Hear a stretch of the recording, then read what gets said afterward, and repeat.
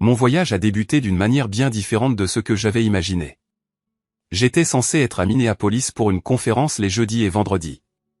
Autrefois, Martha, ma femme, prenait systématiquement une demi-journée de congé, veillant à ce que mon départ soit empreint de souvenirs précieux pour me soutenir pendant mon absence. Cette fois, cependant, elle s'est contentée de m'offrir un baiser d'adieu machinal avant de partir pour son travail. Mon nom est Evan de Badrovitsin, mais on m'appelle communément Bodje. J'ai 49 ans et je suis marié à ma femme, Martha, depuis 24 ans. Nous avons 2 enfants, Ross, 22 ans, et Amelia, 20 ans. Vers 3 heures de l'après-midi, j'ai terminé ma journée de travail et me suis dirigé vers l'aéroport. Mon vol était prévu à 18 heures. Ayant une forte aversion pour les retards, surtout lorsqu'il s'agit de voyages en avion, j'arrive toujours à l'aéroport bien à l'avance. Cette fois-ci, tout s'est déroulé sans incident, aboutissant à 1 heure d'attente pour l'annonce de l'embarquement. En raison de mauvaises conditions météorologiques, l'appareil en provenance du Minnesota avait du retard. Une tempête de neige approchait rapidement. Après un report de 45 minutes, nous avons finalement embarqué dans l'avion. Environ 30 minutes après le décollage, j'ai perçu une inclinaison distincte vers la gauche. Au début, j'ai attribué cela à une correction de trajectoire de routine. Cependant, j'ai vite compris que l'avion effectuait un demi-tour. En effet, le pilote nous a ensuite informé qu'en raison de la tempête de neige, un atterrissage à l'aéroport de Minneapolis était impossible et que nous retournions à notre point de départ. Après avoir débarqué, je me suis précipité au comptoir de la compagnie aérienne pour reprogrammer mon vol pour le lendemain matin. J'ai eu la chance d'obtenir l'un des derniers sièges disponibles.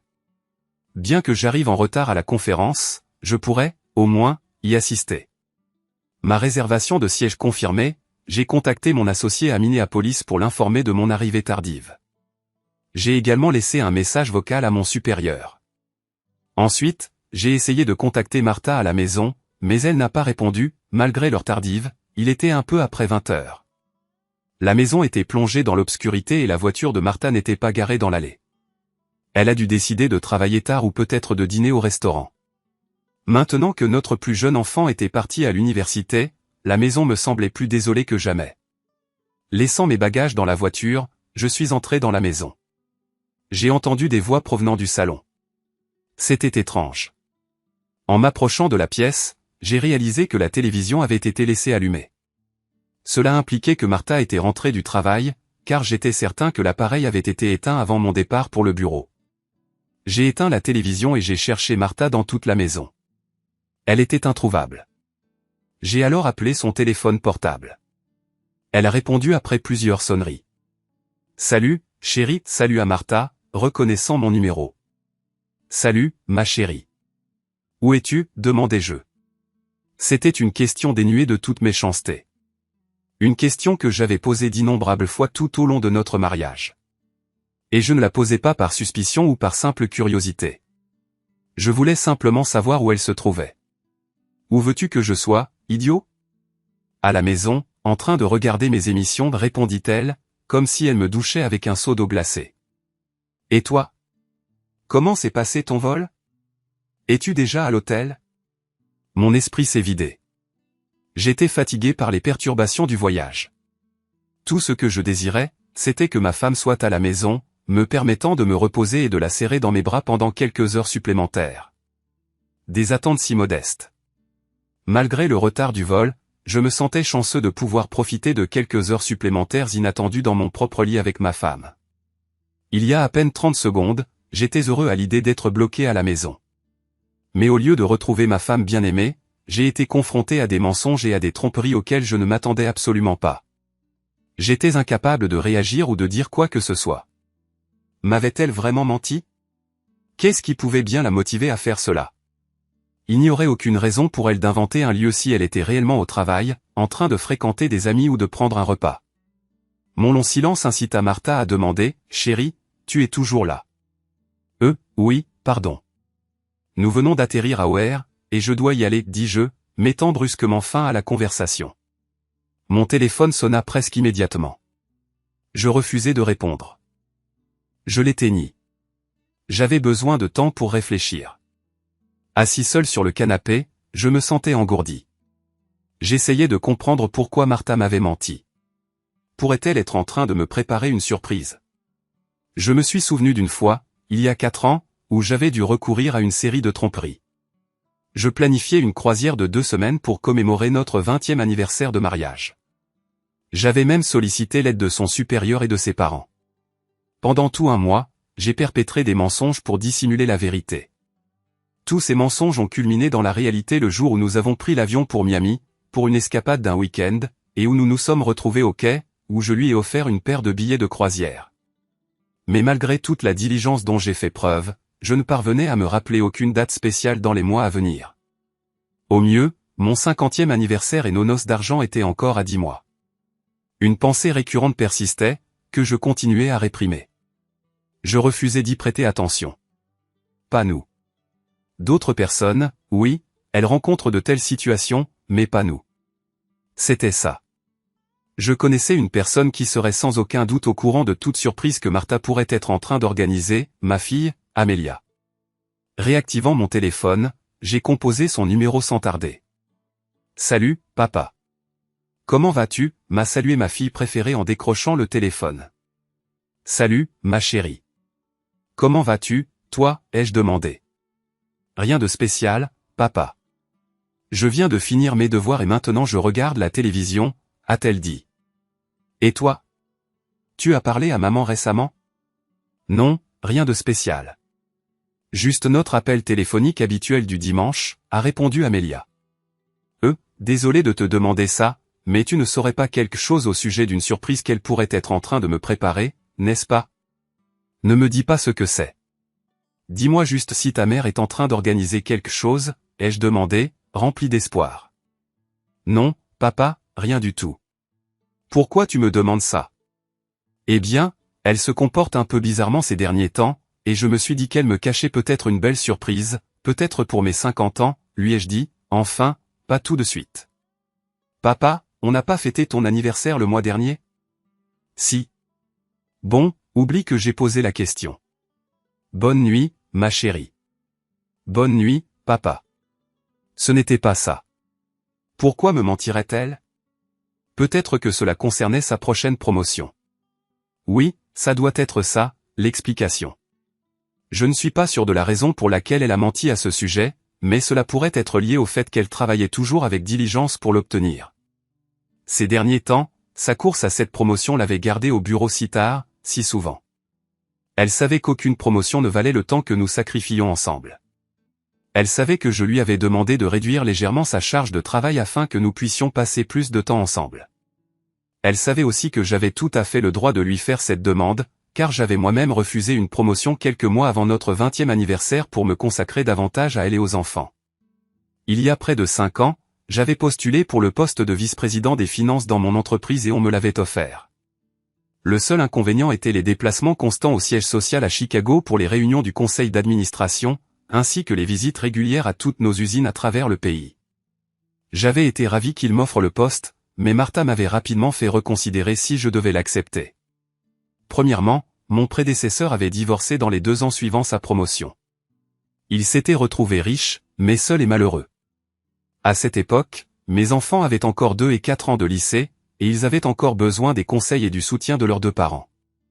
Martha n'appréciait pas l'idée d'en être seule responsable. Nous en avons discuté pendant toute une semaine avant que je ne réalise que j'étais sur le point de perdre de vue l'aspect le plus crucial de ma vie, ma femme et mes enfants. J'ai refusé la promotion. C'est pourquoi je n'ai pas bien accueilli ces derniers mois le fait que Martha ait commencé à travailler si diligemment à sa propre promotion. Pour Martha, les circonstances étaient différentes. Les enfants étaient à l'université, et il n'y avait plus que nous 2 maintenant. Sa promotion impliquerait un peu plus de voyages, mais rien qui n'affecterait significativement nos vies. En fait, nous pourrions potentiellement coordonner nos voyages pour qu'ils se chevauchent, minimisant ainsi le temps passé séparément. Le problème était le nombre considérable d'heures qu'elle passait à faire des heures supplémentaires pour le bien de sa promotion. Voir ma femme seulement 1 ou 2 heures par jour pendant toute une semaine ne me plaisait pas beaucoup, sans parler du fait que notre intimité avait diminué. Elle travaillait même beaucoup de samedis et quelques dimanches. Au moment où elle rentrait à la maison, elle était complètement épuisée. Je ne me souviens même plus de la dernière fois où nous avions été intimes. Il y a 3 semaines le mois dernier. Nous ne sommes plus jeunes, Mais tout de même, c'était décourageant. Je ne serais donc pas surpris qu'elle ait réellement été au travail quand j'ai appelé et qu'elle ait simplement menti pour éviter l'une de mes plaintes. Bien sûr, ce n'était pas juste. Après tout, j'avais aussi voyagé pour le travail, et je comprenais qu'un peu d'heures supplémentaires ne faisait jamais de mal à personne. Eh bien, il y avait un moyen simple de vérifier la vérité. J'ai saisi mon téléphone et composé sa ligne directe. Jake Turnbull à l'appareil, a répondu le collègue de ma femme. J'ai été quelque peu surpris. Il ne travaille pas dans le même bureau, et je ne m'attendais certainement pas à ce que quelqu'un d'autre que Martha réponde. Mais Jake était un homme bien, et il m'aurait informé si Martha était présente. Salut, Jake. C'est Bodger. Bonjour, Evan, répondit Jake. Il n'aimait jamais utiliser mon surnom. Pourquoi m'appelles-tu ici alors que toi et ta femme êtes censés être en vacances ensemble? Honnêtement, cette soirée était une succession de surprises. Vacances? Quelles vacances? Et, désolé de te déranger au travail, Jake. J'ai dû par inadvertance appuyer sur le mauvais numéro de numérotation abrégé sur mon téléphone, menti-je. Pas de problème, Evan. Dis juste à Martha qu'elle me doit un déjeuner quand elle reviendra lundi prochain, vu que je la remplace encore. Tu vois, je suis toujours au bureau, et il est déjà bien après 9 heures. Elle me doit quelque chose, dit-il, puis il mit fin à l'appel. Martha ne se contentait pas de ne pas travailler, elle n'était pas du tout venue au travail. Jake m'avait informé qu'elle était en congé jusqu'à la fin de la semaine. Cela commença à me terrifier. Où était Martha, et que faisait-elle? Une pensée importune et spontanée me traversa l'esprit. Oh non. Ce n'était pas possible. J'avais toujours résisté à l'idée de penser le pire des gens. Je préférais rester optimiste, me concentrer sur les aspects positifs, percevoir le meilleur chez chacun. Mais maintenant, j'envisageais le scénario le plus catastrophique. Était-ce vraiment possible? Pourrait-elle commettre une telle trahison envers moi? Pourrait-elle vraiment être avec sa sœur, Nadia? Nous nous étions éloignés de Nadia et de son ancien mari, Mike, malgré une proximité autrefois profonde. Nous avions partagé des soirées, pris soin réciproquement des enfants de l'autre, organisé de nombreux rassemblements familiaux et même entrepris des vacances ensemble. Tout cela s'est brutalement arrêté un jour fatidique, lorsque je suis rentré chez moi, accablé d'un violent mal de tête. Après avoir ingéré quelques comprimés de Tylenol, je me suis allongé sur le canapé. Une demi-heure à peine plus tard, Martha et Nadia sont revenues de leur virée shopping. Absorbées dans une conversation animée, elles n'ont pas remarqué ma présence. « As-tu remarqué le nouveau chef de rayon des fruits et légumes à l'épicerie » demanda Nadia. En effet. Il est plutôt séduisant. Si l'on pouvait le qualifier ainsi, rétorqua ma femme. Et il t'a gratifié d'une pléthore de sourires. Eh bien, il devrait certainement sourire, compte tenu de l'amusement que nous avons partagé hier. Sur la banquette arrière de mon monospace, révéla Nadia. Oh, Nadia, pas cette escapade encore, s'exclama ma femme. Un jour, tu seras appréhendée et tu perdras un mari vertueux. Ou peut-être même plus, répondit Nadia. Ne crains rien, sœur aînée. Je suis perpétuellement circonspecte. Il est temps de nous séparer. Nous devons récupérer les enfants, déclara Nadia. Et sur ce, elles partirent, me laissant dans un état de perplexité, incertain de la conduite à tenir. Je m'étais toujours comporté comme un individu honnête, mais dans ce cas particulier, je n'étais pas sur du chemin moralement correct. J'avais une véritable affection pour Mike, et je savais que la révélation de l'infidélité de Nadia serait profondément dévastatrice. J'étais également raisonnablement certain qu'ils l'expulseraient immédiatement de leur domicile. Désirais-je réellement assumer le rôle de l'antagoniste et démanteler leur union conjugale? Je n'avais pas encore pris de décision définitive lorsque ma femme rentra à la maison accompagnée des enfants. J'ai été soulagé de constater qu'elle désapprouvait les relations extra-conjugales de sa sœur, et faisant preuve d'une certaine discrétion, j'ai résolu de lui remettre la décision. Ce soir-là, alors que nous nous préparions au sommeil, j'ai abordé le sujet de mon dilemme. Ma chérie, je suis confronté à une situation difficile, et j'ai sincèrement besoin de ton conseil, commençai-je. Posons l'hypothèse que j'ai par inadvertance entendu une conversation aujourd'hui et que j'ai discerné que quelqu'un dans notre cercle proche se livre à l'infidélité. Tu comprends, se livrer à une liaison en dehors des liens du mariage. Quelle ligne de conduite devrais-je adopter? Devrais-je en informer le conjoint de cette personne? Devrais-je nourrir de l'animosité envers l'adultère? Martha me regarda, initialement incertaine de sa réponse. Eh bien, cela pourrait dépendre des circonstances spécifiques. Était-ce un écart singulier ou un moment d'égarement dû à l'alcool? Il existe une multitude de possibilités, articula Martha. Stipulons qu'il s'agit de Mike, et qu'il a rencontré une femme dans une taverne, suggérai-je, et que je suis conscient que ce n'est pas la première fois. Devrions-nous simplement ignorer cela et nous abstenir de divulguer quoi que ce soit? Devrais-je engager un dialogue avec lui dans une tentative de faciliter un changement dans son comportement? Martha adopta brusquement une posture droite dans le lit et saisit son téléphone portable. Ce scélérat, s'exclama-t-elle. Duplicité et fourberie. Je vais démontrer la conduite à adopter, et je vais l'exécuter sur le champ. Je vais immédiatement informer Nadia qu'il lui est infidèle. Je lui arrachai le téléphone des mains. Laisse-moi m'en occuper, mon amour. C'est ma responsabilité, affirmai-je. Es-tu certaine que c'est la bonne chose à faire? Absolument certaine. J'espère vivement qu'elle expulsera ce scélérat de leur domicile, rétorqua Martha, tournant son regard vers moi.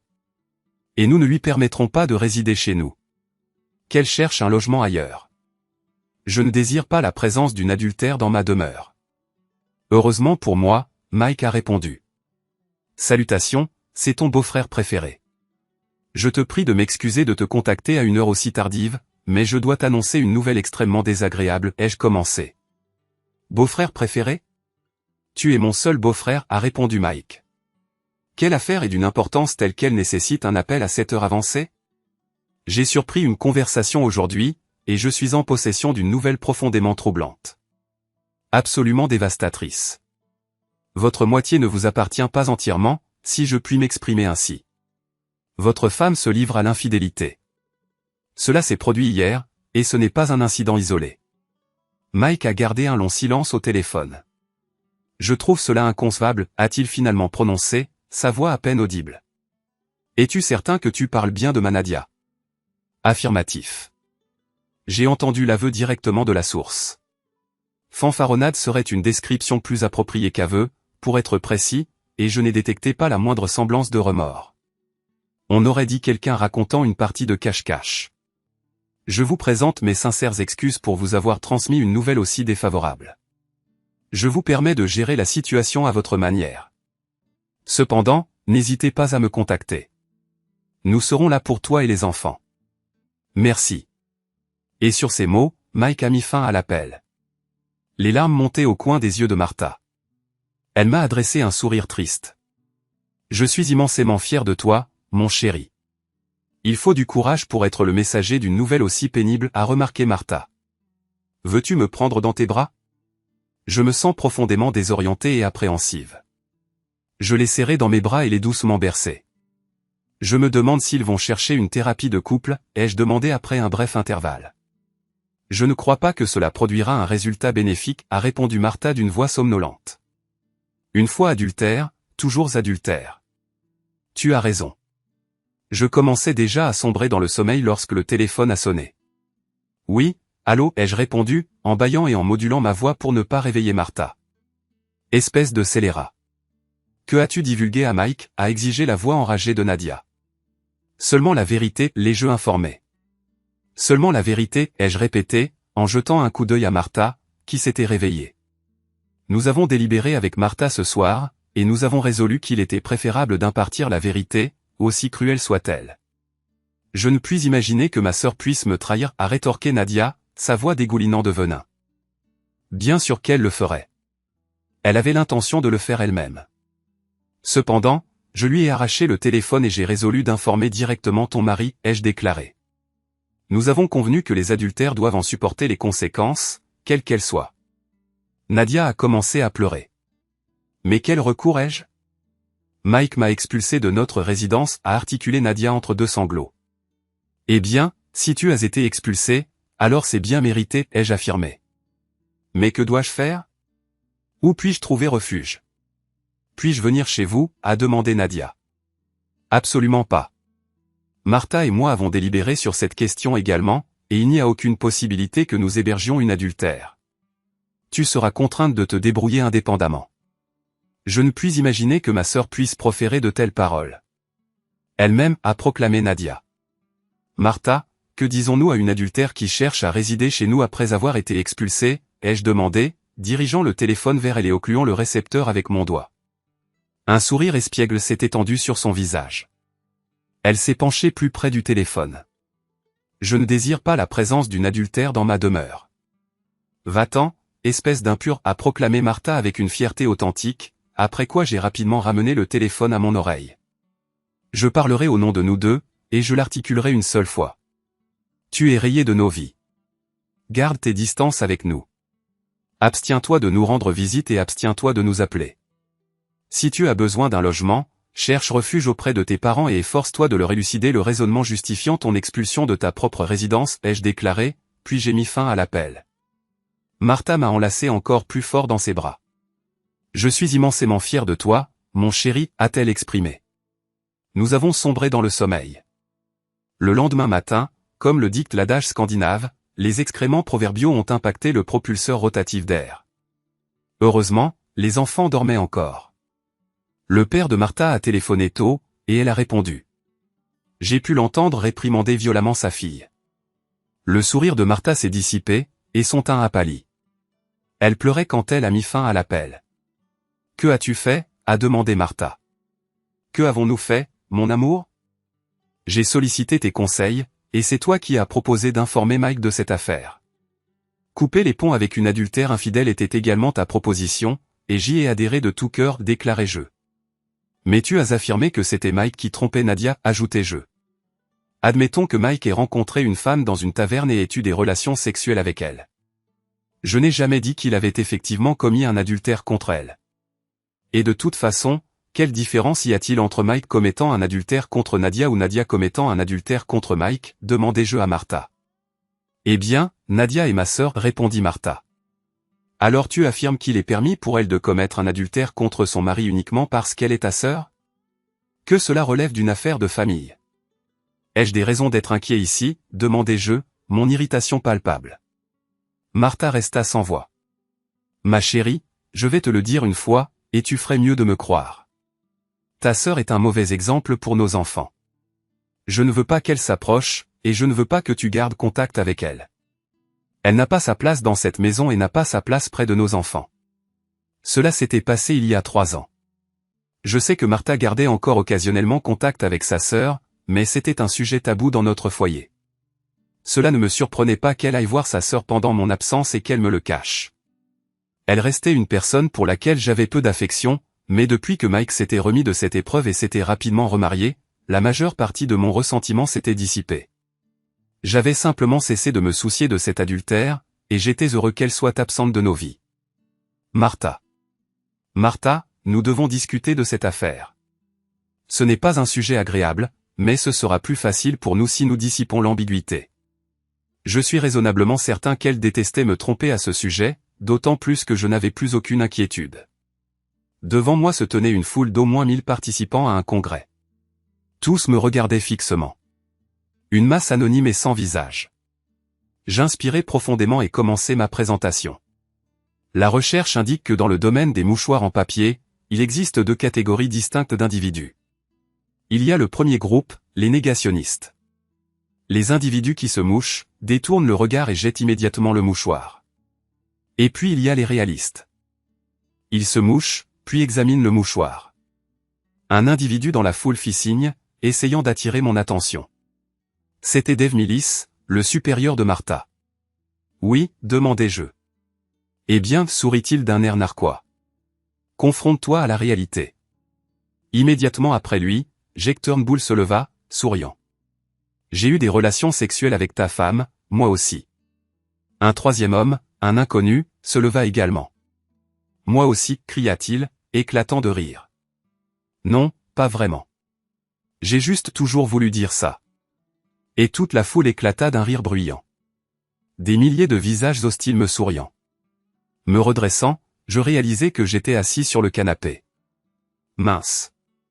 J'avais sombré dans le sommeil là. Essuyant la salive de mon visage, je me levai et consultai l'horloge. Il était minuit. J'ai dû dormir pendant plus d'1 heure. Peut-être que Martha était rentrée à la maison pendant mon sommeil et n'avait pas remarqué ma présence. Après tout, je n'étais pas censé être là. Je me dirigeais vers la chambre, mais il n'y avait aucune indication de sa présence. Puis, je me suis rappelé qu'elle était probablement en compagnie de sa sœur. J'ai envisagé de contacter Nadia et de demander Martha, mais j'ai réalisé que, bien que j'ai récupéré ses enfants à cet endroit à plusieurs reprises, je n'avais aucune connaissance de son numéro de téléphone. Où l'avais-je? Je pris mon smartphone, et alors que j'allais parcourir mes contacts, je remarquai l'icône de l'application Find My Phone. Je l'avais installée sur nos deux téléphones l'année précédente après avoir égaré le mien quelque part entre New York et Cincinnati. En quelques secondes, j'avais localisé Martha, Mills Lake. Que diable faisait-elle à Mills Lake? Nadia était financièrement aux abois, et il n'y avait absolument aucune chance qu'elle puisse se permettre d'acheter ou même de louer un chalet là-bas. C'était une communauté très sélecte, où la plupart des résidences valaient plusieurs fois plus que la nôtre. J'utilisais Google Earth pour déterminer sa localisation précise. Non pas dans le village même, mais dans un domaine très isolé entouré d'un immense mur de pierre. Que faisait Martha dans une résidence de millionnaire? Mills Lake était à environ 1 heure de route de la ville. Je devais déterminer ce qu'elle y faisait. Je n'étais pas préparé à une confrontation, si jamais je l'étais. Néanmoins, je devais découvrir ce qu'elle tramait. Si je me contentais de m'enquérir, elle inventerait très probablement une histoire, comme elle l'avait déjà fait. En quelques minutes, j'étais installé dans ma voiture. Pendant tout le trajet, je me suis sans cesse reproché de refuser de voir le pire chez Martha. J'aurais dû examiner immédiatement le traceur GPS de son téléphone, au lieu de tenter de justifier ses tromperies. En arrivant à Mills Lake, j'étais toujours incertain quant à la marche à suivre. J'ignorais ce que je devais attendre et m'accrochais encore à l'espoir d'une explication simple. J'ai conduit en direction de la propriété où le téléphone de Martha indiquait qu'elle se trouvait. Mince. D'énormes portails bloquaient l'entrée, et je n'avais certainement pas l'intention de me présenter en klaxonnant, pour exiger une audience avec ma femme. J'ai scruté les environs. Garer ma voiture sur la route serait manifestement déplacé pour les habitants et attirerait presque certainement l'attention d'un véhicule de police ou de toute autre force de sécurité patrouillant dans cette enclave huppée. J'ai parcouru une courte distance avant de repérer un sentier de bois où je pouvais garer la voiture. Je n'avais aucune idée de comment j'allais escalader ce mur. Puis, j'ai réalisé que la propriété donnait sur le lac, et qu'il y avait peut-être un moyen d'y accéder par ce côté. Rapidement, j'ai découvert un chemin piétonnier qui descendait vers le lac. Une fois sur la rive, je n'étais même pas certain de laquelle de ces somptueuses villas Martha occupait. J'ai dû consulter constamment le traceur GPS. Finalement, je suis arrivé devant une imposante demeure. Il y avait encore des lumières allumées à l'intérieur, mais uniquement au 2e étage. Le rez-de-chaussée était plongé dans l'obscurité, un rideau était entrouvert, et la lumière s'échappait par la fenêtre.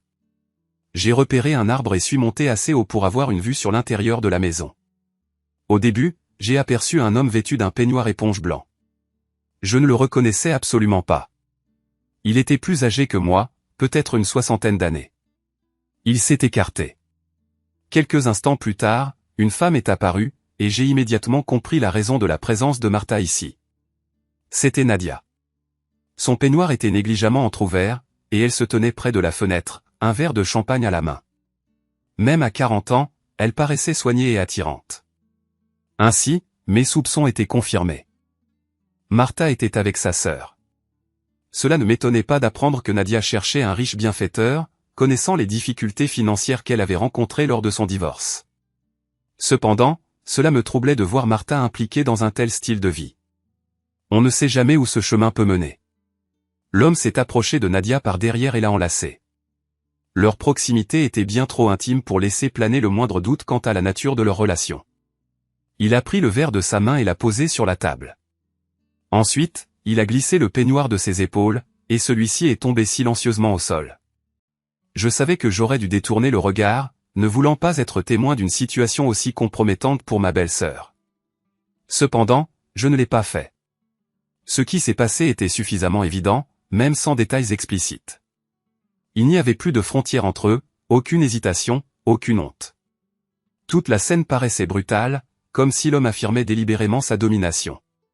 Le visage de Nadia s'est tordu de douleur, mais il a persisté, ne tenant absolument pas compte de cela. J'avais du mal à assimiler ce que je voyais, Nadia avec des larmes coulant sur ses joues et l'homme plus âgé derrière elle, arborant un sourire satisfait et cruel. il était conscient qu'il lui causait de la douleur, et cela semblait seulement amplifier sa satisfaction. Je suis vraiment démodé. Pour moi, l'amour et l'intimité sont simplement les deux faces d'une même pièce dans l'union entre un homme et une femme. Ce que je venais d'observer était complètement dépourvu d'affection. Je n'aimais pas Nadia, mais je n'aurais jamais souhaité qu'il lui arrive quoi que ce soit de mal. Légèrement embarrassé par la scène, je me préparais à redescendre lorsque le couple s'est éloigné de la fenêtre. C'est alors que j'ai aperçu Martha. Elle était assise sur le canapé au fond de la pièce, un sourire niais et éméché sur le visage. Mon cœur a cessé de battre. Son peignoir n'était pas simplement mal noué, il était ouvert négligemment, maintenu uniquement par la ceinture. Un autre homme s'est approché d'elle, se rapprochant d'une manière qui ne laissait aucune ambiguïté quant à ses intentions. Martha a scellé le sort de notre mariage lorsqu'elle a posé son verre et s'est penchée vers lui, rendant son choix sans équivoque. J'étais si choqué que j'ai reculé et suis tombé de l'arbre. Les branches ont amorti l'impact, et je n'ai pas été sérieusement blessé en atterrissant. Tel un zombie, avec des larmes coulant sur mon visage, j'ai regagné ma voiture en boitant. J'avais mal, vraiment, profondément blessé. Pas à cause de la chute de l'arbre, mais à cause de la chute de mon piédestal, de la perte de mon amour. Pendant quelques instants, j'ai envisagé de prendre d'assaut la maison, de défoncer la porte et de provoquer autant de chaos que possible. Cependant, la perspective de passer les 3 à 5 prochaines années derrière les barreaux pour effraction et voies de fait était, c'est le moins qu'on puisse dire, loin d'être réjouissante. Une tempête d'émotions faisait rage dans mon esprit tandis que je marchais seul dans la nuit. Le déni avait disparu. Il ne restait plus que le sentiment de perte, un chagrin accablant, et une colère naissante que je n'osais pas déchaîner, de peur qu'elle ne me consume et ne ruine ma vie encore plus qu'elle ne l'était déjà. Je savais que même si ma colère se transformait en rage, je ne ferais jamais de mal physique à Martha. Pourtant, j'étais passé dangereusement près. J'aurais pu simplement rentrer à la maison, faire mes valises, et la laisser vivre dans un état de non-faute avec mon propre salaire, et sans enfant mineur à la maison. Le divorce aurait abouti à un partage à 50-50 de tous les biens, et adieu, adultère. Mais je voulais une once de revanche. J'ai caressé cette idée pendant plusieurs minutes, puis j'ai décidé de la mettre à exécution et d'observer le résultat. J'ai récupéré mon téléphone et composé le numéro de Martha.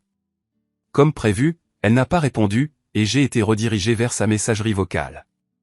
J'espérais qu'elle l'écouterait immédiatement après que j'ai laissé le message, juste au cas où. « Salut chérie », ai-je dit. « Tu n'as pas répondu au téléphone fixe, alors j'essaie ton portable. Je veux simplement t'informer de ne pas paniquer quand tu entendras mes clés dans la porte dans quelques minutes. » La soirée a été folle à cause de la tempête de neige. Notre avion a été dérouté vers Chicago, puis renvoyé ici. Ils ne sont pas sûrs de l'heure exacte à laquelle nous atterrirons, mais je devrais être à la maison environ 30 minutes après. À bientôt. Maintenant, elle aurait entendu le signal l'alertant qu'elle avait un nouveau message vocal. Comme c'était le milieu de la nuit, elle devait être suffisamment curieuse et inquiète pour écouter le message immédiatement. C'était vraiment inhabituel de ma part. Maintenant, elle cherchait son téléphone et passait à la messagerie vocale. S'il vous plaît, qu'elle soit suffisamment ivre pour ne pas se rendre compte que je n'aurais pas pu utiliser mon téléphone portable dans l'avion. Maintenant, elle était en état de panique. Elle était sur le point de se faire prendre. Elle était incertaine, mais elle pensait probablement qu'elle pouvait encore sauter dans la voiture et arriver à la maison avant moi. À présent, elle s'habillait à la hâte et répondait probablement aux questions de sa sœur et de son amant. Mon téléphone m'a surpris quand il a commencé à sonner. Je n'y avais pas pensé, bien sûr. Il était logique qu'elle essaie de savoir précisément quand je serais à la maison. « Salut chérie. Désolé si je t'ai réveillé, ai-je dit. Ça va. Es-tu déjà en route pour la maison, a demandé Martha. J'y serai dans environ 1 heure, à quelques minutes près, ai-je répondu, sachant qu'il serait difficile pour elle de rentrer avant moi, mais encore possible. D'accord, à bientôt, a-t-elle dit et a raccroché. Quelques minutes plus tard, j'ai vu sa voiture franchir les grilles du domaine et accélérer rapidement vers l'autoroute. Mince. Elle a failli quitter la route. Elle devait être plus ivre que je ne l'imaginais. C'était une chose de se livrer à ce petit jeu avec Martha, mais c'en était une autre de rester les bras croisés pendant qu'elle risquait d'être impliquée dans un accident et de tuer des innocents. J'étais en colère contre elle, mais pas à cause de ce qu'elle m'avait fait, mais parce qu'elle mettait en danger la vie de la mère de mes enfants. Réfléchis vite. Plus vite. Le 112. Quelle est votre urgence? Je voudrais signaler un conducteur ivre. La voiture m'a presque percuté, puis a dévié, zigzagant sur toute la route. Elle vient de s'engager sur l'autoroute à Mills Lake, en direction du sud. C'est une Ford Taurus bleu foncé, et j'ai noté les 4 derniers chiffres de la plaque d'immatriculation, 7000 714. S'il vous plaît, que quelqu'un arrête cette voiture avant que le conducteur ne tue quelqu'un. Ils m'ont remercié pour le signalement et m'ont assuré qu'une voiture de patrouille enquêterait sur le conducteur ivre. J'ai maintenu une distance discrète et j'ai suivi Martha. Après 2 virages, j'ai repéré une voiture de la patrouille routière sur un pont au-dessus de l'autoroute. Dès que la voiture de Martha est apparue, la voiture de patrouille s'est engagée sur l'autoroute. Effectivement, ils l'ont arrêtée. Je les ai dépassés. 45 minutes plus tard, j'étais à la maison. C'était presque comique, si ce n'était pas si tragique qu'en une nuit, la vie de quelqu'un que j'avais autrefois aimé si profondément était devenue insignifiante pour moi. J'ai même dû passer plusieurs secondes à peser la possibilité que Martha meure dans un accident de voiture face à la tristesse et à la souffrance que mes enfants endureraient. Nulle part dans ce calcul, mon amour pour elle n'a joué un rôle. Ce n'était pas que je ne l'aimais plus, c'était que je ne pouvais plus envisager de vie future ensemble. Après avoir coupé la sonnerie du téléphone fixe, j'ai également désactivé mon portable. J'avais besoin de temps pour réfléchir. Je n'arrivais pas à croire que j'avais passé les dernières heures à essayer d'excuser les mensonges de Martha alors que la vérité évidente m'avait sauté aux yeux tout le temps. J'ai débouché une bouteille de vin, m'efforçant de déterminer ma prochaine ligne de conduite. Pendant de nombreuses années, j'avais nourri la conviction que mon affection pour Martha mûrirait, tel un grand cru atteignant son apogée avec le temps. Hélas, la réalité me dictait qu'elle avait aigri, se transformant en vinaigre. J'avais aimé cette femme avec une intensité profonde, à tel point que l'angoisse découlant de sa trahison menaçait de me consumer. Non, ce n'était pas uniquement l'acte de trahison qui s'avérait si dévastateur. C'était, dans la même mesure, la prise de conscience brutale que notre amour s'était irrémédiablement éteint. Privé de cet amour, je me sentais totalement dénué de substance. Pendant les 26 années précédentes, elle avait défini mon être même. 24 de ces années, nous les avions passées en tant que mari et femme. Pourrais-je possiblement endurer cette épreuve? Ne serait-il pas moins atroce de simplement me diriger vers le pont le plus proche et de plonger dans l'abîme? Jamais je n'avais envisagé un avenir dépourvu de la présence de Martha. Je n'avais aucune idée par où recommencer. Je n'avais jamais pris de décision sans d'abord solliciter les conseils de Martha. Pourtant, à présent, je pouvais à peine envisager la perspective de converser avec elle. La situation était on ne peut plus claire. Ma famille constituait l'intégralité de mon existence. Chacune de mes décisions était prise en pensant d'abord à ma femme et à mes enfants. Même nos engagements sociaux tournaient principalement autour des besoins de notre cellule familiale. Mes interactions avec mes collègues étaient minimales. J'honorais de ma présence les événements publics, tels que la soirée de Noël annuelle et autres rassemblements similaires. Cependant, je rentrais invariablement chez moi dès la fin de mon travail. Au cours de la dernière décennie, je pouvais compter sur les doigts d'une main les fois où j'avais fréquenté des personnes de mon lieu de travail. Maintenant, nos enfants ayant quitté le nid, il ne restait plus que Martha et moi. Et maintenant, j'étais seul. J'étais abandonné à lutter contre mon chagrin, laissé désolé sans personne sur qui déverser mon affection. Pour la première fois de ma vie, j'ai ressenti une véritable solitude. Pourquoi m'avait-elle infligé une telle angoisse? Pourquoi recourir à la tromperie quand un divorce simple, bien qu'indubitablement douloureux, aurait au moins témoigné d'un minimum de respect pour les années et les moments joyeux que nous avions partagés? Quand son amour pour moi avait-il commencé à décliner? Était-elle simplement restée à mes côtés jusqu'à ce que nos enfants aient grandi et pris leur envol? Quand avait-elle cessé de se soucier de moi? J'avais perçu le départ de nos enfants comme une opportunité d'accorder une plus grande attention à Martha et de nourrir notre relation. Elle, semblait-il, le considérait comme l'aboutissement de notre voyage ensemble. Mes pensées étaient quelque peu confuses à l'époque, mais je comprends maintenant sa perspective. Elle manquait probablement simplement du courage d'initier la séparation. Au plus profond de mon être, je m'accrochais à l'espoir que j'avais encore une certaine importance pour elle. À moins que, bien sûr, il ne s'agisse que d'un acte de lâcheté de sa part. Je me retrouvais sans cesse à rejouer l'image d'elle avec cet homme inconnu. La façon dont elle tendait nonchalamment la main vers lui et commençait à le caresser servait à souligner soit la profondeur de leur familiarité, soit la facilité avec laquelle elle m'avait trahi. Martha et son amant, seul et impur. Je ne pouvais que conclure que notre temps en tant que couple avait touché à sa fin. Au milieu de mon désespoir, ma douleur a émergé comme le seul film reliant à la vie. La douleur servait de rappel constant de tout ce que j'avais perdu. Des précieux moments partagés avec mes enfants. J'étais contraint de concentrer mes pensées sur eux. Mes enfants étaient mon salut. Ce soir-là, je manquais du respect de soi nécessaire pour m'extraire de l'abîme de mon désespoir. Ce sont mes enfants qui m'ont donné l'impulsion. Ils m'ont aidé à conserver au moins un semblant de calme. Ross et Amelia allaient bientôt entreprendre leurs propres voyages conjugaux, fondant leur propre famille. J'ai réalisé que j'aspirais à être un grand-père qui comblerait d'affection leurs nombreuses progénitures. Hélas, avec Martha, cette perspective était désormais inaccessible. Je devais m'éloigner de cette situation avant que le chagrin ne me consume entièrement. Cela ne s'avérerait pas excessivement ardu, simplement atroce. Je savais que je me souviendrais à jamais de Martha comme de la femme que j'avais autrefois chérie. Et je savais aussi que je l'associerais éternellement à un autre homme. Je devais fuir Dodge. J'avais toujours été un homme aux attentes modestes. Mes parents n'étaient pas riches, mais j'ai été élevé dans un environnement familial remarquablement aimant. Je pouvais aisément renoncer à toutes les possessions ostentatoires que je possédais désormais. Après réflexion, j'ai réalisé que mes vêtements, mon automobile et mon ordinateur portable étaient les seuls objets que je souhaitais conserver. Plus je réfléchissais à la question, plus la résolution à mon problème devenait claire. Je rassemblerais mes affaires et je disparaîtrais sans laisser de traces. Je n'avais aucun désir d'être vu par la femme que j'avais autrefois aimée plus que tout au monde. La croisée ne ferait que raviver le souvenir de ce que j'avais perdu et exacerber ma douleur lancinante. Je me suis levé, et saisi quelques sacs et ai commencé à y entasser tous mes vêtements. L'opération n'a pris qu'une trentaine de minutes. En quelques instants, tous les sacs étaient rangés dans mon véhicule. Au moment où j'avais fini de rassembler mes affaires, il était environ 6 heures du matin. Je me suis alors allongé pour un bref répit, confiant que Martha resterait au poste de police pour ivresse jusqu'en milieu de matinée.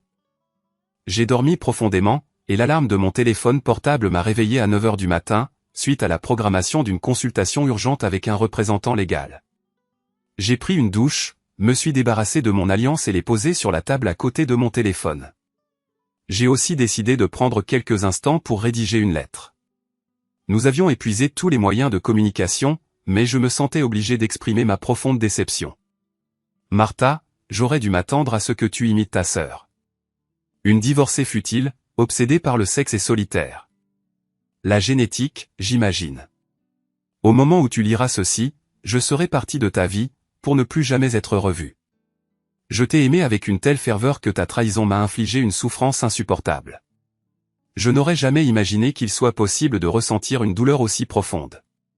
En reconnaissance de nos 24 années de bonheur conjugal, et par gratitude pour les 2 enfants que tu m'as donnés, je m'efforcerai d'être juste et rapide, te permettant de retourner auprès de ton amant. Je souhaiterais simplement que tu aies eu la même courtoisie et que tu aies divorcé avant de commettre l'adultère. As-tu été rémunéré? L'homme semblait très recherché, à en juger par la résidence opulente que tu occupais. Je n'ai aucun désir de te voir ou de te parler. Nous n'avons plus rien à discuter. Mon conseiller juridique se mettra en rapport avec le tien, et tu n'auras qu'à apposer ta signature sur les documents de divorce. PS, je t'implore de descendre au plus profond des enfers. À 10 heures du matin, j'étais présent à l'établissement financier. J'ai soldé tous les soldes impayés de nos facilités de crédit conjointes et les ai ensuite annulés. J'ai demandé à la banque d'émettre un chèque de banque pour l'intégralité de nos économies et dépôts. De plus, j'ai transféré une somme suffisante sur le compte courant pour couvrir le prêt hypothécaire et les dépenses de services publics pour les 2 mois suivants. Par la suite, j'ai retiré mon nom du compte joint. J'ai quitté la banque en possession d'un chèque d'environ 250 000 $. Je suis arrivé sur mon lieu de travail peu avant midi. Mon superviseur a exprimé sa surprise de me voir, étant donné que j'étais censé être dans le Minnesota. Son étonnement s'est intensifié lorsque j'ai annoncé ma démission et mon déménagement imminent. Ma relation professionnelle avec mon supérieur était particulière. Il occupait une position supérieure uniquement parce que j'avais refusé une promotion, ce qui avait initialement engendré un sentiment de malaise et d'obligation de sa part. 2 ans auparavant, lorsqu'il a divorcé, je me suis rendu dans son bureau et lui ai expliqué que la raison même de mon refus de la promotion découlait de mes propres problèmes conjugaux. Depuis lors, nous avions fonctionné davantage comme des partenaires égaux que comme un binôme hiérarchique de superviseurs et de subordonnés. Écoute, commença-t-il, j'ai une proposition à te faire. J'accepterai ta démission de ton poste actuel, mais je m'abstiendrai de demander aux ressources humaines de résilier ton contrat de travail ou de t'émettre un chèque pour ton 401K. Au lieu de cela, j'ai une ouverture au sein de notre division de vente en gros naissante à Tucson. La rémunération est inférieure à ce que tu gagnes actuellement, mais j'ai entendu dire qu'on pouvait y trouver un logement respectable à un prix remarquablement raisonnable. Nous avons échangé des poignées de main après qu'il ait consenti à diffuser l'information selon laquelle j'avais présenté ma démission. Par la suite, j'ai consulté mon avocat, en articulant simplement et sans équivoque que je rompais les liens avec Martha. Il était chargé de lui signifier les papiers du divorce et de lui accorder une procuration, lui permettant de vendre la résidence qui constituerait sa part de 50% de nos actifs. Mon représentant légal a tenté de me persuader de suivre une consultation, étant donné qu'il était également une connaissance de la famille. Cependant, il a rapidement reconnu qu'à minuit, je serais installé dans une autre ville, un autre état, et dépourvu de conjoint. À la fin de la journée, j'étais en route. J'étais extrêmement fatigué et me suis arrêté vers 8 heures du soir dans un motel quelque peu délabré. Eh bien, à quoi pouvait-on s'attendre d'un motel qui facturait $60 la nuit? Tout ce dont j'avais besoin, c'était d'un endroit pour me reposer. J'ai composé le numéro de Ross à partir du téléphone jetable que j'avais acheté plus tôt. Allô? Salut, Ross. C'est papa, ai-je déclaré. C'est quoi ce numéro, papa? A demandé Ross. Eh bien, enregistre-le. C'est mon nouveau numéro de téléphone, l'ai-je informé. As-tu eu des nouvelles de ta mère aujourd'hui? Non, pourquoi? Eh bien, je dois être franc avec toi, Ross, avouai-je. Hier, j'ai surpris ta mère en flagrant délit d'infidélité. Nom de Dieu, papa. Elle aussi. Quelle ligne de conduite envisages-tu? Tout est consommé, Ross. J'ai rassemblé mes affaires, liquidé les comptes bancaires, lui laissant suffisamment de fonds jusqu'à ce qu'elle vende la maison, démissionner de mon emploi et je me dirige vers le sud. J'en ai fini avec elle. Je lui accorderai la liberté de fréquenter qui elle désire, mais pas en tant que mon épouse. D'ici la fin de la semaine, elle recevra les papiers du divorce. Un long silence suivit au téléphone. Amelia est au courant, demanda Ross. Non, pas encore. Tout s'est passé si vite. Tu es le premier informé. Je ne suis même pas certain que ta mère réalise que je l'ai quittée. Elle n'était pas là quand je faisais mes bagages. J'ajoutai, je te contacterai régulièrement. Tiens-moi au courant. Un autre silence suivit. Je t'aime, mon fils. Je suis fatigué et je dois y aller. Je t'aime aussi, papa. Ma conversation téléphonique avec Amelia fut tout aussi déchirante. Il était pénible pour mes deux enfants d'apprendre les transgressions de leur mère à notre égard. Ils avaient été témoins des ravages que tante Nadia avait causés à sa famille, et, comme moi, ils avaient du mal à comprendre pourquoi leur mère avait reproduit les mêmes actions au sein de la nôtre. Je me demande depuis combien de temps elle te fait ça, papa, remarqua Amelia, toujours aussi directe. Depuis combien de temps sait-elle que nous ne lui suffisions plus? C'est sans importance, ma chérie. J'aurais simplement souhaité qu'elle ait été honnête avec moi et qu'elle ait divorcé avant de commettre un adultère. Désormais, la durée et les motivations sous-jacentes importent peu. La seule chose qui compte pour moi, c'est que je l'aimais, que je lui confiais ma vie, et qu'elle a trahi cette confiance. Tout le reste devient sans intérêt. S'il te plaît, ne tiens pas de tels propos, papa. Rassure-moi et dis-moi que tu vas bien. Je vais bien pour le moment. Profondément attristé, mais je supporterai cela aussi longtemps que je le pourrai. Abstenez-vous de tout contact avec votre mère, ordonnai-je. Je vous informerai de ma future adresse. Puis-je venir vous voir après la fin de l'année scolaire, implora Amelia. Les larmes me montèrent aux yeux alors que je lui jurai qu'elle serait toujours la bienvenue chez moi. La division de Tucson était de petite taille, ne comptant qu'une trentaine d'employés, et le directeur de district se comportait plus comme un père que comme un tyran impitoyable. J'ai apprécié l'intégration immédiate au sein de l'équipe, et ils m'ont témoigné un accueil sincère.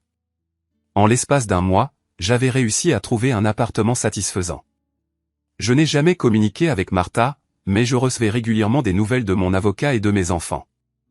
Aller de l'avant s'est avéré une tâche ardue. Il y a eu de nombreux moments où la situation est devenue vraiment difficile. Tout d'abord, mon avocat m'a informé qu'elle était prête à contester la dissolution du mariage. Elle affirmait qu'elle ne nourrissait aucun désir de divorcer et qu'elle était prête à se battre jusqu'au bout, même si cela devait entraîner notre ruine à tous les deux. Très bien, dis-je à mon avocat. Oubliez la procédure de divorce. Le résultat m'indiffère. Il s'agissait uniquement de lui donner l'occasion de passer outre les 24 années de bonheur que nous avions vécues ensemble. Dites-lui simplement que je souhaite rompre toute relation avec elle, que je mène actuellement une existence épanouissante et que, à mon avis, elle peut aller au diable, espèce d'adultère. Étant donné notre amitié établie, transmettre ce sentiment serait un plaisir, cependant, je serai toujours obligé de vous facturer $50 supplémentaires, répondit mon avocat. Avec les enfants, la situation se présentait avec un degré de complexité un peu plus élevé. Individuellement, j'ai été contraint de persuader chacun d'eux qu'il n'existait aucune possibilité de réconciliation. Le premier défi s'est posé avec Amelia. Papa, maman est devenue très bouleversée lorsque je l'ai informée de mon intention de vivre avec toi cet été, raconta Amelia. Je l'ai assuré que je lui rendrais visite également, ainsi qu'à grand-père et grand-mère. Elle se comportait d'une manière si inhabituelle que j'ai été contraint de m'abstenir de toute communication téléphonique pendant plusieurs jours. Martha est également devenue très agitée lorsque Ross a choisi de partager ses vacances d'été entre sa résidence et la mienne. Je ne me suis jamais renseigné sur Martha. C'était ma méthode pour aller de l'avant et mener une existence indépendante. Ce n'était pas sans difficulté, car je continuais à éprouver des sentiments persistants pour elle. Ils étaient principalement associés à notre vie avant l'acte de trahison. Néanmoins, les enfants continuaient à me donner des nouvelles de son bien-être. À mon grand étonnement, il s'avérait qu'elle ressentait un désespoir comparable à celui que j'avais moi-même enduré autrefois. C'est tout simplement incroyable, compte tenu des circonstances liées à sa sœur. Le principe est simple, on commet une infidélité, on inflige de la douleur à ceux qu'on est censé chérir, on détruit son mariage, et ensuite, on passe à autre chose. Comment pouvait-elle éprouver du désespoir alors que j'avais déployé tous les efforts imaginables pour lui permettre de mener sa vie indépendamment de moi? Son refus de prononcer le divorce me semblait être un moyen d'éluder la réalité que sa conduite avait précipité la fin de notre cellule familiale. Ridicule, n'est-ce pas? Au début, je l'ai nié pendant quelques heures. Elle avait été dans le déni pendant les 2 années précédentes. Sachant que les enfants maintenaient un contact régulier avec moi, elle les utilisait comme intermédiaires pour transmettre des excuses pour son comportement. D'après les informations qu'ils ont divulguées, j'ai compris que c'était soi-disant la première fois qu'elle avait permis à sa sœur de l'impliquer dans une escapade sexuelle. Je n'y croyais pas vraiment. Elle a présenté ses excuses aux enfants, et indirectement à moi, pour son acte de trahison. Elle a concédé que c'était un acte délibéré, qu'elle était pleinement consciente des conséquences potentielles de céder au désir de Nadia, son amante, et de sa connaissance masculine. Elle a raconté aux enfants le sentiment de honte qu'elle ressentait en repensant à cette nuit particulière. Pendant un certain temps, elle s'est retrouvée incapable de se ressaisir, finissant par décider de consommer de grandes quantités d'alcool dans une tentative de noyer sa honte et sa culpabilité. En recevant mon message vocal concernant mon retour imminent à la maison, elle venait de terminer une rencontre sexuelle avec son rendez-vous arrangé, au moment où la police routière l'a transportée au poste de police pour ivresse publique, elle était déjà dans un état de désarroi. Elle nourrissait la conviction que je me réconcilierais avec elle si elle consacrait suffisamment de temps à expier son infidélité et si elle réussissait à me convaincre de la nature durable de son amour. Par l'intermédiaire des enfants, elle s'efforçait de me persuader qu'elle était prête à entreprendre toute mesure nécessaire pour démontrer son affection. Je reconnaissais que les enfants nourrissaient l'espoir d'une réconciliation, cependant, j'étais incapable de rassembler la force nécessaire, ne serait-ce que pour envisager d'entamer une conversation avec Martha. La distance géographique qui me séparait de leur mère compliquait encore davantage les choses pour les enfants, car elle les obligeait à choisir entre elle et moi. Martha a persistamment fait pression sur les enfants pour qu'ils divulguent mon lieu de résidence actuel. Tout ce qu'elle savait, c'était qu'il se situait quelque part dans la région sud. Près de 3 ans après mon départ, elle a finalement découvert où je me trouvais. Un jour, alors que je quittais mon lieu de travail, je l'ai aperçue en train de rôder aux alentours du bureau. J'avais une confiance absolue en mes enfants, par conséquent, je n'avais aucune idée de la manière dont elle avait découvert la ville dans laquelle mes enfants résidaient. J'étais conscient qu'elle était convaincue que je changerais d'avis si elle parvenait à me rencontrer en personne. Mon véritable désir était de modifier sa perspective sur cette question particulière. Elle n'a pas détecté ma présence alors que je sortais subrepticement par une entrée latérale. J'ai pris mon téléphone portable et j'ai passé un appel. Bonjour, Louise, ai-je commencé. Te souviens-tu que je t'ai parlé de mon ancienne épouse? Eh bien, elle est actuellement présente et va probablement me suivre jusqu'à ma résidence. Prépare-toi. Je te rejoins dans peu de temps. Je me suis arrangé pour me positionner dans le champ de vision de Martha, m'assurant ainsi qu'elle me poursuivrait. En quittant le parking, Martha était à mes trousses. Après avoir conduit à travers la ville pendant un certain temps, j'ai fait un bref arrêt dans une épicerie et j'ai ensuite continué vers ma résidence. En arrivant à la maison, je me suis garé dans l'allée de mon complexe d'appartements. Il n'était pas nécessaire de chercher mes clés, car Luisa, une latina remarquablement attirante d'une trentaine d'années, a ouvert la porte pour me laisser entrer. 2 minutes plus tard, la sonnette a retenti. Luisa, berçant un nourrisson d'1 an sur sa hanche, s'est avancée pour ouvrir la porte. De mon point de vue dans la cuisine, je pouvais discerner l'expression d'étonnement de Martha. Luisa l'a accueillie, employant un accent espagnol prononcé, a demandé « Comment puis-je vous aider ?»« Bonjour, j'aimerais parler à Evan » a répondu Martha. « Evan, quelqu'un est à la porte pour toi » a annoncé Luisa alors que je sortais de la cuisine. Feignant la surprise, Luisa m'a confié le nourrisson. « Occupe-toi de ta fille pendant que je termine la préparation du dîner » a-t-elle ordonné. J'ai reçu l'enfant et me suis tourné vers Martha. « Eh bien. Je ne peux pas affirmer que je n'avais pas anticipé cette éventualité, néanmoins, cela reste une surprise, ai-je fait remarquer sarcastiquement. Tu sais, je devrais vraiment t'exprimer ma gratitude pour tes actes. Si tu ne m'avais pas trahi, je ne me serais jamais installé dans cette région du pays, et je résiderais encore dans le nord-est glacial, entouré de béton. Maintenant, je vis ici. J'ai une compagne extraordinaire, et je commence à créer de nouveaux souvenirs de famille avec Luisa et Tamari. La fille susmentionnée, Martha, s'est mise à pleurer ouvertement. Après une si longue période, ma tristesse et mon animosité s'étaient dissipées. J'ai ressenti une brève tentation, comme tout individu compatissant, de lui offrir du réconfort. Mais elle s'est avérée éphémère.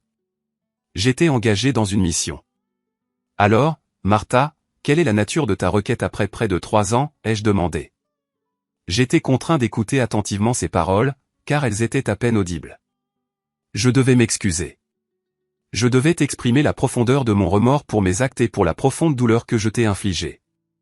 Je devais te dire que ce n'était jamais une réflexion sur toi, mais uniquement une manifestation de ma propre stupidité.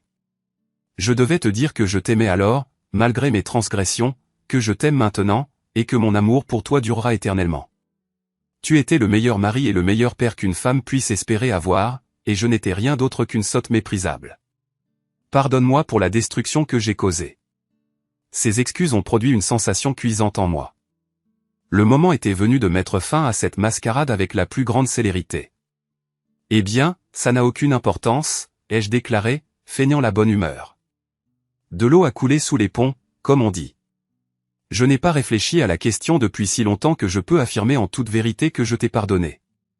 Je te souhaite une vie des plus joyeuses et épanouissantes, ai-je déclaré, jetant mon regard sur Tamarita, que je tenais dans mes bras. Elle rayonnait de sourire, aussi remplie d'amour que ma propre existence. Des larmes coulaient sur son visage tandis que Martha murmurait une parole indiscernable, s'avançait vers moi, m'embrassait, puis s'enfuyait de la maison. J'ai fermé la porte à clé derrière elle. Luisa est sortie de la cuisine et a pris Tamarita dans ses bras. Je me suis adossé à la porte fermée et j'ai laissé mes propres larmes couler. Luisa m'a chaleureusement embrassé, m'a donné un baiser sur le front et a pris son téléphone portable. Je ferais mieux d'informer Horacio que je rentre bientôt à la maison avec sa fille, a déclaré Luisa. Merci, Luisa, ai-je répondu. Et dis à Horacio que j'attends votre présence à tous les 3 à mon barbecue samedi. C'est noté, chef. Je te vois au bureau demain. La semaine suivante, mon avocat a reçu les documents de divorce, dûment signés par Martha. Je progresse, bien sûr, mais à mon propre rythme. J'entretiens des relations amicales avec plusieurs femmes, j'ai une relation sexuelle avec une seule, mais rien de sérieux. Je crois que j'ai enfin atteint un état d'équilibre par rapport aux événements qui se sont produits, et je deviens sans aucun doute moins appréhensif. Lorsqu'une femme entrera dans ma vie, je suis conscient de la nécessité d'accorder à Luisa carte blanche pour organiser une présentation à une compagne appropriée. Et maintenant, je crois vraiment que je le ferai. Cependant, Après cette visite en particulier, j'ai commencé à éprouver des doutes. Pas concernant ma décision de quitter Martha. Je n'ai jamais eu la moindre réserve à ce sujet. Cependant, j'avais toujours maintenu la conviction qu'il ne restait plus rien à lui dire. Je présumais qu'elle possédait une connaissance précise de mes sentiments concernant un conjoint infidèle et de la voie à suivre. Cependant, après avoir entendu un mot de Martha, il est concevable que j'aurais dû répondre à ce moment-là. Nonobstant mon aversion pérenne pour la confrontation, une certitude demeure, il était plus avantageux pour moi de simplement disparaître, comme je l'ai fait. Mon affection pour elle était d'une telle magnitude que, si je l'avais confrontée en personne, j'aurais probablement cru ses expressions de remords et écouté ses excuses. Par conséquent, je me serais probablement retrouvé à mener une existence misérable caractérisée par la méfiance, aboutissant finalement à un divorce de toute façon. Cependant, maintenant, 3 ans après son acte de trahison et notre vie ensemble, les excuses de Martha ont facilité un sentiment de clôture, me permettant ainsi de finalement progresser. C'était la clôture dont j'avais besoin. Je peux maintenant libérer ma douleur et commencer à croire à nouveau à la possibilité de l'amour. Un jour, je serai peut-être même capable de lui révéler que Tamarita n'est pas, en réalité, ma deuxième fille. Peut-être. Cependant, j'en doute. Je ne lui dois plus aucune forme d'obligation. Tabby Red og British Shorthair og Black. 3 for Simi. Et i chatten, hvis jeg har sovet til en MH-stream. Hvordan du stadig er live, burde næsten være ulovligt. Og det værste er, at jeg jo kun streamet 9 timer i dag. Det er ikke engang fordi, det sådan er mega langt.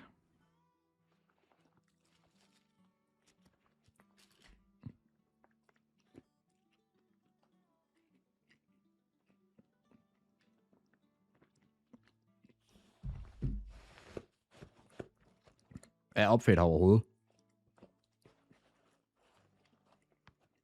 Nå. Han har krydset af, sorry. Hvad hedder det, KS? Hvis du lover at være sød, så har jeg også en gave til dig. 9 timer længe for de fleste streamers, ved godt, det er ingenting herinde. Ja, jeg sætter barn højt. God grind, Spinks. Tak for follow, mate. Tak for at kigge ind. Det er bare en tuxedo mere, ikke? Ja. Rigtig stor og god gave. Jamen, altså, hvis Sepp han tager X-ray for jer, så deleter jeg alle jeres items. Det gør han ikke. Det er i orden, Jeanette. Tak for at kigge ind. Tak for follow. Jeg sidder i flere timer nu. Okay, du har været dernede i 20 minutter. Jeg har været 2 diamonds.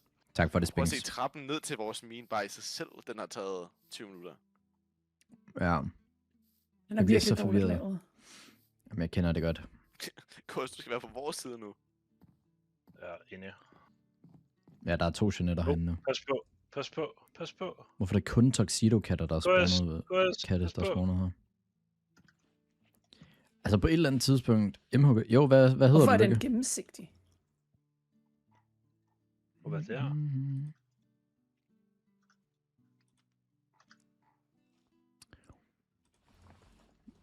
Whitelist at Lykke Lisius. Sådan der, tror jeg. Can I the hell? Hvad er det her for en bog? Infinity-bog! Så joiner du bare Lykke. Jeg fik lige en Infinity-bog. Bedste bog i spillet. Uheldig. 21 gunpowder, og så dem Godt der... fundet, Sepp. Godt fundet. Jeg ved ikke, hvordan man kommer op. Molly, kan du ikke lige komme ned til mine, så vi kan se din name tag? Jo, jeg er på vej ned i bunden af mine nu her. Jeg vil lige en stack rocket her. Der kommer her. Jeg kan se jer nu. Oj, creeper også. Ja, 200 tror jeg, Jeanette. Hvis ikke Dannas var gået i sengen, så var det sikkert bare brugt til. Jo, der, jeg ser. Og så lige smuttet. Fedt. Hey guys. Okay. Var I nede ved Endermanden? Vi er nede ved alt andet. Hvad er det der? Der er fucking flagermus. Okay, har du bygget trappen, som man kan bygge? Nej, for helvede. Jeg har bare lige været oppe og afleveret alt ved lort. Jeg skal tilbage til den der Enderman, så man kan nakke den. Any sugar daddies. Der er blevet noget trappe hertil. Det skulle også nok, det er nice. Altså, jeg synes, det er lidt grovt, der ikke snart gider at spawne sådan et... sådan en bjerg med en ged. Alt jeg skal bruge er en ged. kæmpe chest. Der er en creeper! Fuck! Det er altså ikke weird at sove til streams i 20'erne, Musse. Det gør jeg fandme også tit.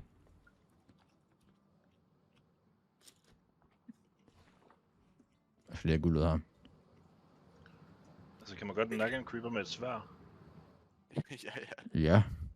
Altså, uden den eksploderer i hovedet på en. Ja, du skal bare løbe væk.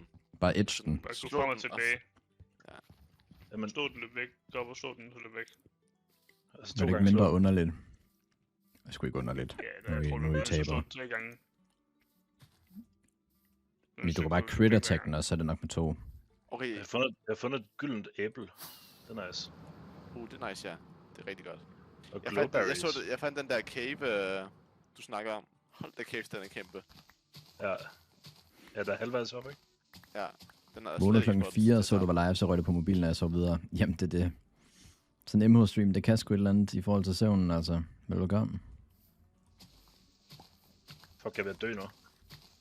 Plejer bare at slukke lys og lukke øjnene, det virker ret godt. Ja, det er jo ikke alt, det virker for midt. Og så, Er det en portal mere derovre? Ja, det er det fandme. What the fuck? som al respekt, gutter, så fuck er vi henne? Hvor kommer man ud af den mine af? Skal jeg komme ned, så du kan se min name tag igen, eller hvad?